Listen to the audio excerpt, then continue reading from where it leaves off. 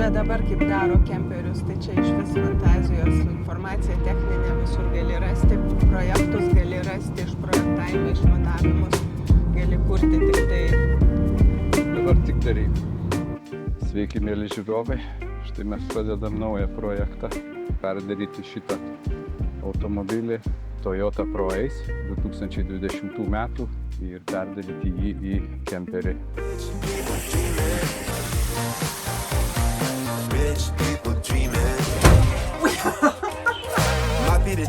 Vyksta paruošiamieji darbai, o čia yra atsuktas visos šoninės detalės, visokios apsaugos, apšiltinimo medžiaga, šitą išmesim lauk, o čia va yra visas dugnas, kurį mes išsukom, iškėlėm.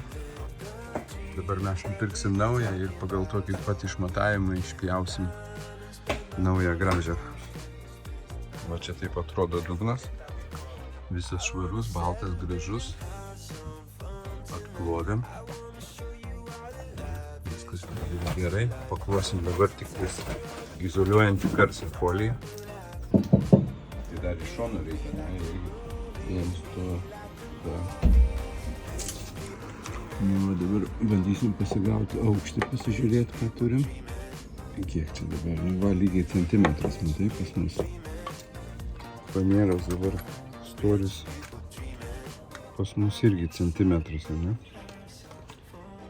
Tai mes, jeigu jeigu darom karkasą, tai 3 centimetrus, ne per aukštai bus pakelt, kažkai.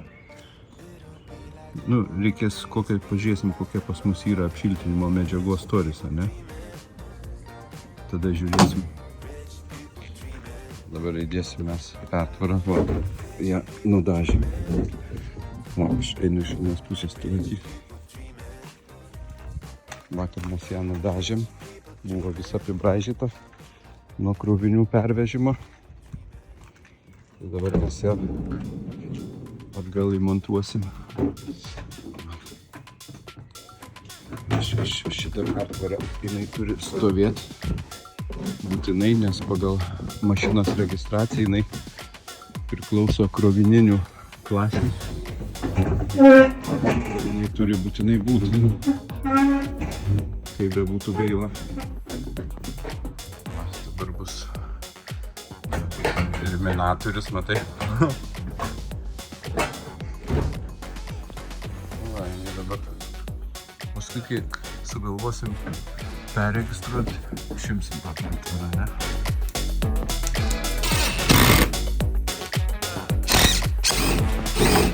Prieš tai atrodė kaip krovinių toks pervežimo skyrius. Dabar gražiai nudažytas, nežinau, čia kamerai teisingai persidėti, bet galima. Jau pusė kemperio atrodo, ne? Pavažiuojame mes dabar į statybinių medžiagų parduotuvę. Pirksim fanerų, izoliacinių medžiagų, kažkokių varžtų, medvaržčių. Viską grindims šiandien, taip? Viską grindims. Ir ten pafilmuosim, parodysim. Ir toliau pafilmuosim procesą, ką mes per šiandien dieną padarysim. Labai svarbus man mikrofonas yra prisegtas, nes aš esu diletantė tame ir turiu kažką šnekėti. Tai aš bandau dabar atspėti, ką mes darysim. Mes šiaip visi diletantai ir manau, kad tie, kurie stato pirmą kartą ten daro kažką, tai visi čia, nu, kaip bandymo būdu kažką pasižiūri YouTube'se, kažkur pagooglina ir dabar, šiais laikais, tai yra ir medžiagų, ir informacijos, čia tik tai daryk, iš tikrųjų. Tik tai daryk ir jeigu mes su Daiva pakalbam, kad jeigu būtų mūsų laikais, tai mes ko gero būtumėm tikrai, gal į ne vieną jau pasistatę, ne? Tai būtumėm tikrai, bet... Kai tada buvom su priekaba važinėjom, tai tada net nebuvo tokių informacijos, nežinojom, kad galima nusipirkti kažkokį tai busiuką ir pasidaryti pačiam. Ne, tu norėjai priekabą užkelt ant sunkvežimio, pamenu, jau tai buvo gera mintis pasidaryti važiuojamą kemperį tokį. Nes aš tą pamačiau variantą, cirkas, kai buvo atvažiavęs į miestą. Ir ten buvo padaryta tokiu būdu, žinai. Nu, bet dabar kaip daro kemperius, tai čia iš vis fantazijos informacija techninė visur gali rasti, projektus gali rasti, išprojektavimą, išmatavimus gali kurti tik tai. Dabar tik daryk.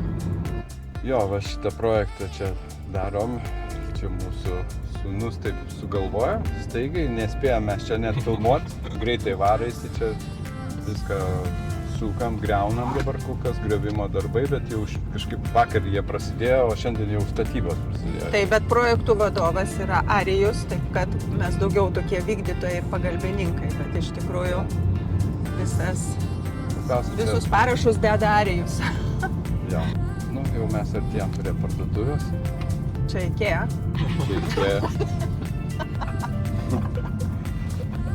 Nu, bet tai gerai, ir Ikea bus paskui. Ikea, jo, bet taip, čia ne nuo Ikeos pradedam dabar, tai tikrai gal būtų čia įdomu. Dabar pagalvėlę susimetei tenais čiužinuką tai ir keliauju, ne? Čia aš taip įtariu, kad jau Arijus rytoj jau ir užvažiuos nusipirkti čiužinį. Čia šiandien grindys bus padarytas. Greitai čia ant smūgio viskas įvyks. Čia dabar jauni žmonės ne taip nedaro, čia yra krepšinio stilių. 3 sekundės ir jau tu turi įmesti ir viskas čia. Tai va, nėra kada čia mąstyti. A į vidų įvažiuoti reikia... Ai, tai drive-in.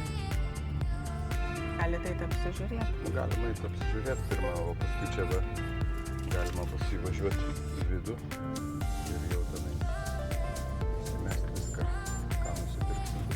Tada mes su Bela visur baram. Va, matai jos, bet čia jinai paprasta ta panera, matai, jinai čia centimetrinė, bet tai jinai tokia pat, ne? Jinai tokia pat, bet turi būti jūrinė, o čia aš tokios nematau. Sakai, čia bus. Reikia klausti pas šitą pardavėją. Ai, parodė, ne? Va šita va? Ai, va, jos va čia va gulė, ne? Kokie išmatavimai jų yra? O mums reikia 150 ant 150. Ne 15. Ai, nu. Tai gerai, gaunas mums 2, tai gaunas 1,50 m. Tai mums reikia tokias 4 plokštės. Dai, va čia su Bela laukia. Čia yra šunio socializacija, jinai labai baidosi garsų ir viso kito per mažutė. Nu, čia galbūt vienas iš didžiausių svorių, va šitas maneras gana nemažai sveria jos, bet ką padarysi, reikia vis tiek jų. Va, viena, čia grindim bus, o ne? Tai yra 2 cm storio, va kaip, ne? Ta gera? Va, ta žiūrėk, va ta gera gal. 4, 5, 8?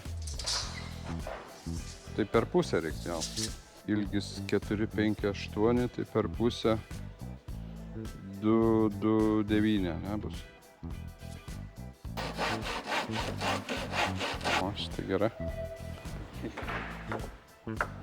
Šitą reikia apsukti. Šitą nepaliesta elektros laidų.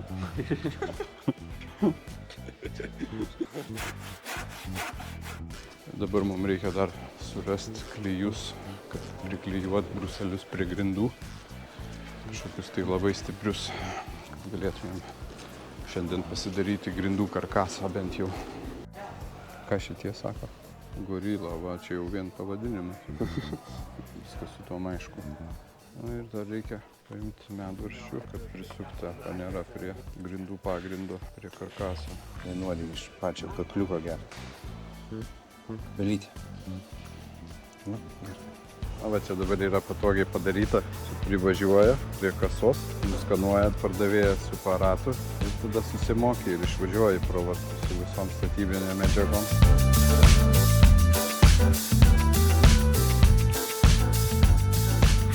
Tai va, už tą panerą mes sumokėjom 160 eurų. Ir ten keletas bruselių. Čia didžiausia suma buvo.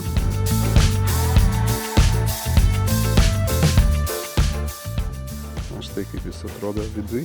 Mes viską čia išėmėm, viską išvalėm, išėmėm grindis. Čia yra krovininio tipo automobilis su pertvara, kol kas nieko nekeisim jo registracijos modelio tipo. Reikalavimas yra tik tai palikti tvirtinimo taškus ir tipo krovininę pertvarą, jos negalima panaikinti. o kažkaip čia visą kitą kaip tipo kemperį galima įrenginėti.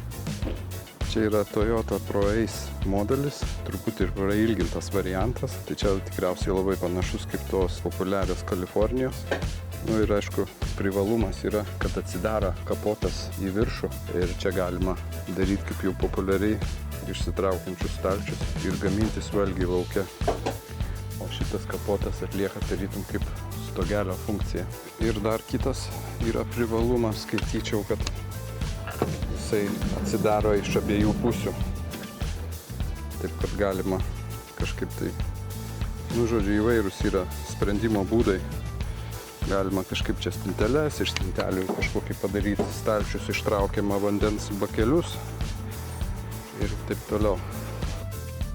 Čia dabar mes priklijuosim garso plokštės, ne?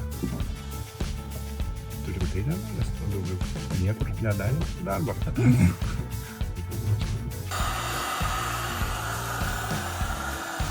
Štai padarėm mes grindų garso izoliaciją.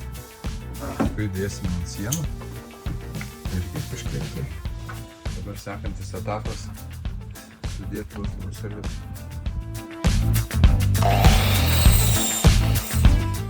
Gerai čia gal. Ta, gal biškį atpjaut, ne? Jo, kad lygas būtų.